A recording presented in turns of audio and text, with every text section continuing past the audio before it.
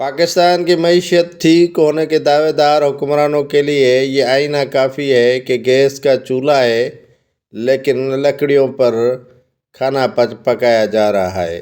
سارا دن گیس غائب رہتی ہے، نہ رات کا آنے کا پتہ، نہ رات کو جانے کا پتہ، نہ دن بھر کا پتہ کہ گیس کب آئے گی اور کب جائے گی۔ یہ میٹر تو آویزہ کیے گئے ہیں بھاری بل بھیجنے کے لیے، لیکن صارفین جب کھانا پکانے کی کوشش کرتے ہیں تو سارا دن ہو یا رات ہو گیس غائب ہونا معمول بن چکا ہے۔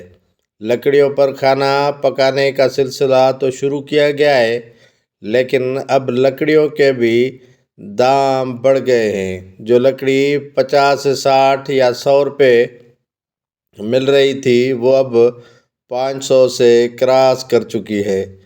محکمہ سوئی سدرن گیس سے پوچھو تو وہ کہتے ہیں پاکستان میں گیس وافر مقدار میں موجود ہے لیکن صارفین کے لیے نہیں ہے۔